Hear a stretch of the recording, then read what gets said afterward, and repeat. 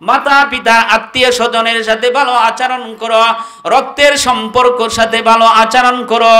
আল্লাহর রাসূল সাল্লাল্লাহু আলাইহি ওয়াসাল্লাম বুখারীর বর্ণনা নবীজি বলেন, ও দুনিয়ার মানুষ, তোমার হায়াত যদি বৃদ্ধি করতে চাও, তুমি যদি রিজুকের মধ্যে বরকত আনতে চাও, তো আত্মীয়তার সাথে ভালো সম্পর্ক রাখো, তাহলে তোমার হায়াতের মধ্যে বরকত হবে, তোমার রিজিকের মধ্যে বরকত হবে। এই জন্য মা বোনরা, আমরা যদি দেখি স্বামীর বোন এসেছে, স্বামীর বাড়ি থেকে, কিন্তু আমি আমার স্বামীকে মা থেকে স্বামীকে দূরে রাখি, বোন থেকে স্বামীকে দূরে রাখি, স্বামীকে দূরে রাখিয়া স্বামীকে কেমন জানি রক্তের বন্ধনকে বিচ্ছিন্ন করার জন্য আমি হায়াতের এই জিন্দেগিতে আমি আমার স্বামীকে জাহান্নামী বানাইতেছি। না না, স্বামীকে আপনি নসিহত করুন, ও আমার স্বামী, আপনি যে আপনার বোনের সাথে ভালো আচরণ করেন, আপনার মার সাথে ভালো আচরণ করেন, এই আচরণের কারণে আপনার হায়াতের মধ্যে বরকত দিবে।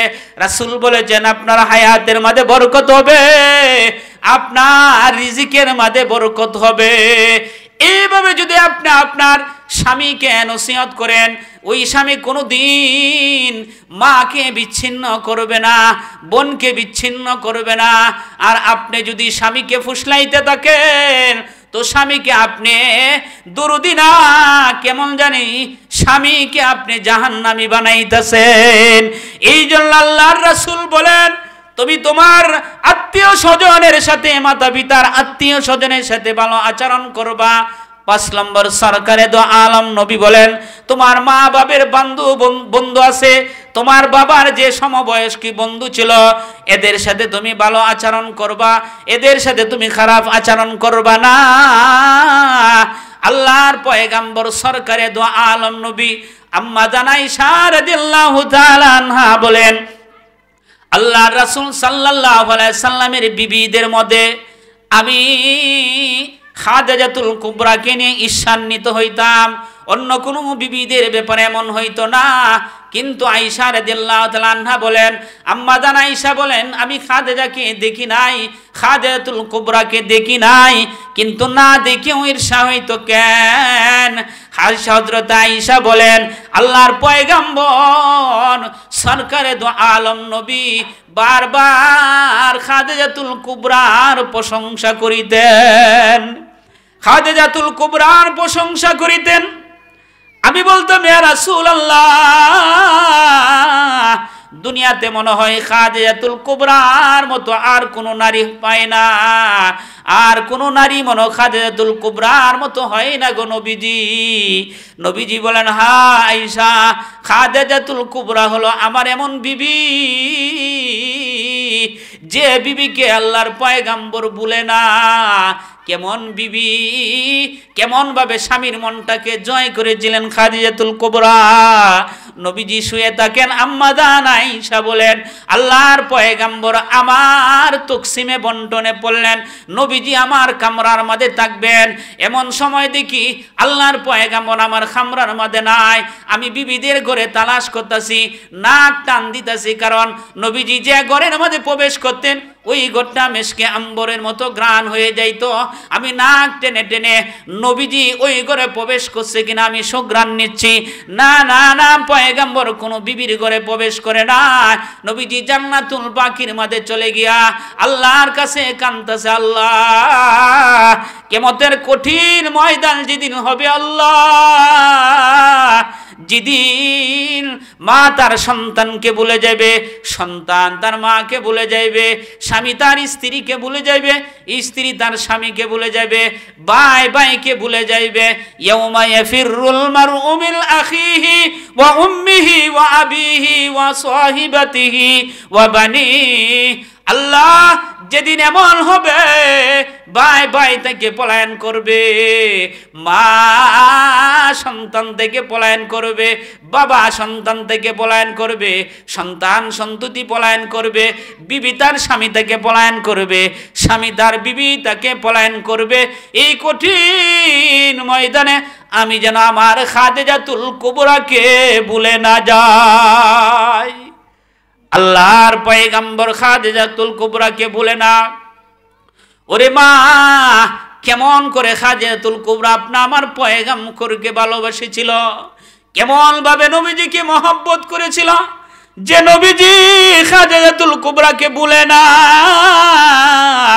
আমার জীবনটাও যদি মা এমন ভাবে সাজাইতে পারি যে আমিও কোনোদিন স্বামীর সাথে দুরাচরণ করব না, স্বামীর সাথে খারাপ আচরণ করব না, এইভাবে যদি আমি আমার জীবনটাকে সাজাইতে পারি, স্বামীর ডাকে যদি আমি সাড়া দিতে পারি, স্বামী জরুরত আমাকে আহ্বান করেছে, পয়গম্বর বলেন তোমার স্ত্রী তোমার স্বামী যদি তোমাকে বিছানায় ডাক দিয়া দে তো তুমি সারা যদি না দে, পয়গম্বর বলেন ওই নারীর প্রতি সারা দিন রাত্র ফেরেশতারা তার জন্য লানত করতে থাকে, আর ওই রাত্রে যদি ওই নারীতে মারা যায় সে জাহান্নামে প্রবেশ করবে। এই জন্য আল্লাহর পয়গম্বর বলেন কোন নারীকে যদি স্বামী ডাকে আর এমন অবস্থা স্বামী ডাক দিলাম আর স্ত্রী রুটি পাকাইতেছে চুলার মধ্যে, এমন অবস্থা সরকারে দো আলম নবী বলেন রুটি পাকানি বাদ দিয়ে হইলেও তুমি তোমার স্বামীর ডাকে সাড়া দিয়া দাও।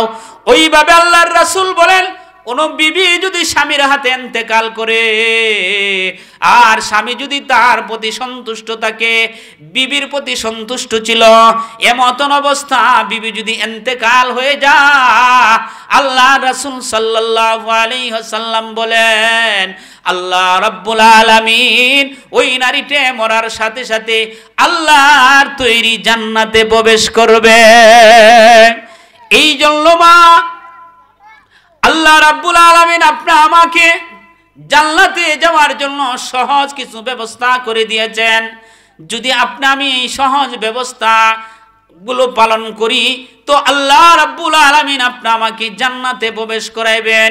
এই জন্য আমলে সালেহা করা, স্বামীর অনুগত হওয়া, স্বামীর সাথে খারাপ আচরণ না করা, স্বামীর সাথে খারাপ আচরণ না করা, স্বামীর সাথে ভালো আচরণ যে নারীতে করবে ওই নারীর প্রতি আল্লাহর পক্ষ থেকে নসরত আসবে, আল্লাহর পক্ষ থেকে তাকে সাহায্য করবে। এই জন্য যদিও স্বামী আপনার খারাপ হয়ে যা আল্লাহ তাআলার কাছে দোয়া করতে থাকেন, হতে পারে ওই স্বামীটা আপনার অনুকূলে আইসে যাইব। এই জন্য আল্লাহ রাসূল সাল্লাল্লাহু আলাইহি ওয়াসাল্লাম আমাদের এই নীতিমালা, যদি নবীজির এই নীতিমালা আমলে সালেহা যদি করতে পারি তাহলে আল্লাহ রাব্বুল আলামিন যে বলেছেন তারাই শ্রেষ্ঠ মানব, তাহলে আমরাই সৃষ্টির সেরা হয়ে যাইব। এই জন্য আল্লাহর রাসূল খাদিজাতুল কুবরা রাদিয়াল্লাহু তাআলা আনহুকে নবী যেত মহব্বত করতেন, মহব্বতের কারণ হইল আল্লাহর পয়গম্বর সরকারে দো আলম নবী সাল্লাল্লাহু আলাইহি ওয়াসাল্লামের সবচেয়ে প্রিয় ছিলেন। নবীজি মরার পরেও খাদিজাতুল কুবরাকে ভুলে না। এই জন্য মা বলরা আল্লাহ রাব্বুল আলামিন আপনি আমাকে দুনিয়াতে পাঠাইছেন, এই দুনিয়া থেকে একদিন চলে যাইতে হবে। হায়াতের জিন্দিগিতে যদি আমি অল্প তুষ্টি হইতে পারি, আমার হায়াতের জিন্দিগিতে অল্প তুষ্টি হবে, আমি সচ্ছল হব অসচ্ছল হব, এটি স্বাভাবিক। সর্বদাই আমি ভালো খাবো ভালো ফিনবো এমনটা হবে না, স্বাভাবিকভাবে এমন হবে। বুখারীর বর্ণনা এসেছে আম্মা জান আয়েশা রাদিয়াল্লাহু তাআলা আনহা বলেন, ও মা মনোযোগ সহকারে শুনেন পরিবারের কথা। আম্মা জান আয়েশা রাদিয়াল্লাহু তাআলা আনহু বলেন আল্লাহর পয়গম্বর সরকারে দো আলমের বিবি আম্মা জান আয়েশা বলেন, ও দুনিয়ার মহিলারা শুনো, আমাদের পারিবারিক জীবনের কথা তোমাদের কাছে বর্ণনা করি। আল্লাহর রাসূলের পারিবারিক অবস্থা কেমন ছিল। আম্মা জান আয়েশা রাদিয়াল্লাহু তাআলা আনহা বলেন আল্লাহর রাসূলের ঘরে আমরা রাসূলের ইন্তেকালের পূর্ব পর্যন্ত কোনদিন দুই বেলা এক লাগারে দুই বেলা গমের রুটি আমরা খাইতে পাই না। হযরতে উরওয়া রাহমাতুল্লাহি আলাইহি বলেন, আম্মা জান আয়েশা বলেন, হে উরওয়া, হে ইবনে উখতি, হে আমার বোনের বেটা শুনো, আল্লাহর কসম, আল্লাহর পয়গম্বর সরকারে দো আলমের বিবির ঘরের আলোচনা। হযরতে উরওয়া আম্মা জান আয়েশা বলে, হে উরওয়া শুনো, একটা নতুন চাঁদ উঠিত, আবার আরেকটা নতুন চাঁদ উঠতো। এই 2 মাসে 2টে 3টে চাঁদ দেখতাম। এত দীর্ঘ সময় পর্যন্ত আল্লাহর পয়গম্বরের ঘরের চুলায় আগুন ধরতো না। এরে মা মনোযোগ, আল্লাহর পয়গম্বরের বিবি আম্মা জান আয়েশা বলেন, একটা চাঁদ নতুন চাঁদ উঠেছে, আবার আরেকটা নতুন চাঁদ উঠছে। 2 মাসে 3টে চাঁদ আমরা দেখলাম। এই দীর্ঘ সময়ের মধ্যে আল্লাহর রাসূলের ঘরের চুলায় আগুন ধরে না। আল্লাহর রাসূলের ঘরের চুলায় আগুন নাই। উরওয়া রাদিয়াল্লাহু রাহমাতুল্লাহি আলাইহি ডাক দিয়া বলে, ও খালাম্মা,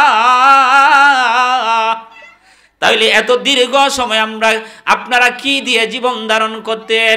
মাসের পর মাস আপনাদের ঘরের চুলায় আগুন ধরে না, মাসের পর মাস আপনাদের ঘরের চুলায় আগুন জ্বলে না, তো আপনারা জীবন ধারণ করতেন কি দিয়া?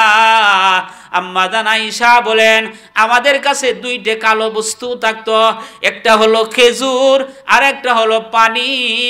আমরা খেজুর আর পানি খাইতাম, মাসের মাস অতিবাহিত হয়ে যাইত, পয়গম্বরের ঘরে চুলায় আগুন ধরে না। আল্লাহর রাসূলের জীবনে কোনোদিন পাতলা রুটি খায় না। নুমান ইবনে বশীর রাদিয়াল্লাহু তাআলা আনহু বলেন, পয়গম্বরের কাছে কোনোদিন নিকৃষ্ট খেজুর পর্যন্ত খাইতেন না। হযরতে আবু বকর, হযরতে ওমর একদিন রাত্রে বা দিনে বের হইলেন।